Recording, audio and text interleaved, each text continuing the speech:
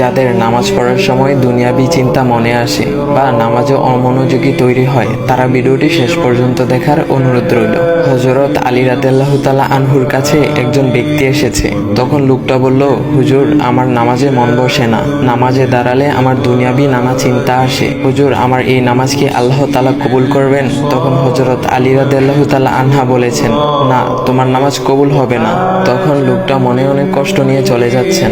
এমন সময় রাসূল সাল্লাল্লাহু আলাইহি ওয়াসাল্লাম এসে হযরত আলী রাদিয়াল্লাহু তাআলা আনহুকে জিজ্ঞাসা করলেন, ইয়া আলী, আপনার কাছে লোকটা কেন এসেছিল? এসে দেখি মন খারাপ করে চলে গেল। কেন, কি হয়েছে আমাকে বলুন। তখন আলী রাদিয়াল্লাহু তাআলা আনহু বলেন, তিনি আমার কাছে জানতে এসেছেন যে নামাজে দুনিয়াবি চিন্তা আসলে নামাজ হবে কিনা। আমি বলেছি, না, তোমার নামাজ কবুল হবে না। রাসূল সাল্লাল্লাহু আলাইহি ওয়াসাল্লাম তখন বলেন, ইয়া আলী, আপনাকে আমি একটা চাদর উপহার দিতে চাই, তবে একটা শর্ত আছে। আলী রাদিয়াল্লাহু তাআলা আনহু খুশি হয়ে বলেন, ইয়া রাসূলুল্লাহ, কি শর্ত তা বলুন, আমি আপনার সকল শর্ত মেনে নিব। বুঝতেই তো পারছেন রাসূল সাল্লাল্লাহু আলাইহি ওয়াসাল্লামের চাদর বলে কথা। তখন রাসূল সাল্লাল্লাহু আলাইহি ওয়াসাল্লাম বললেন, ইয়া আলী, আপনি যদি এই মুহূর্তে 2 রাকাত নামাজ একনিষ্ঠভাবে পড়তে পারেন দুনিয়াবি সকল চিন্তা দূর করে, তাহলে আমি আপনাকে সেই চাদরটি উপহার দেব। আলী রাদিয়াল্লাহু তাআলা আনহু বলেন, এটা তো সাধারণ ব্যাপার। আলী রাদিয়াল্লাহু তাআলা আনহু তখন নামাজে দাঁড়িয়ে গেলেন আর তিনি নামাজ পড়তে শুরু করলেন।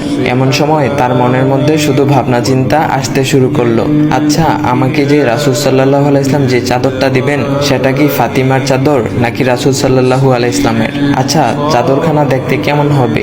এই বিভিন্ন বিষয় নিয়ে ভাবতে লাগলেন। তিনি ভুলেই গেছেন যে দুনিয়াবি চিন্তা নামাজে আনতে রাসূল সাল্লাল্লাহু আলাইহি ওয়াসাল্লাম নিষেধ করেছেন। এর মধ্যে আলী রাদিয়াল্লাহু তাআলা আনহুর নামাজ পড়া শেষ। আলী রাদিয়াল্লাহু তাআলা নামাজ শেষ করে রাসূল সাল্লাল্লাহু আলাইহি ওয়াসাল্লামকে বলতেছেন, ইয়া রাসূলুল্লাহ, আমি আপনার শর্ত মেনেছি, এখন আমাকে চাদরখানা উপহার দেন। রাসূল সাল্লাল্লাহু আলাইহি ওয়াসাল্লাম বলেন, ইয়া আলী, আপনি কি একনিষ্ঠভাবে দুনিয়াবি চিন্তামুক্ত ছাড়া 2 রাকাত নামাজ পড়েছেন? তখন আলী রাদিয়াল্লাহু তাআলা আনহা মুচকি হেসে বললেন, না ইয়া রাসূলুল্লাহ, আমি আপনার চাদর নিয়ে অনেক কিছুই ভেবেছি। তখন রাসূল সাল্লাল্লাহু আলাইহি ওয়াসাল্লাম বলেন, ইয়া আলী, নামাজ তোমারও হয়েছে, আর তুমি যাকে নামাজ হবে না বলে ফতোয়া দিয়েছো, তার নামাজও আল্লাহ তাআলা কবুল করে নিয়েছেন। শোনো আলী, দুনিয়াবি চিন্তা দ্বারা নামাজ বাতিল হয় না, নামাজ মহান আল্লাহ তাআলা কবুল করে নেন। সকল ফরজ নিয়ম কানুন মেনে নামাজ পড়লে নামাজ হবে ইনশাল্লাহ। তবে আমাদের সকলের উচিত নামাজ আদায় করার সময় একমাত্র আল্লাহকে স্মরণ করে নামাজ আদায় করা। নামাজে দাঁড়ালে দুনিয়াবি চিন্তা মাথায় আসে, এটা শয়তানের একটা ফাঁদ।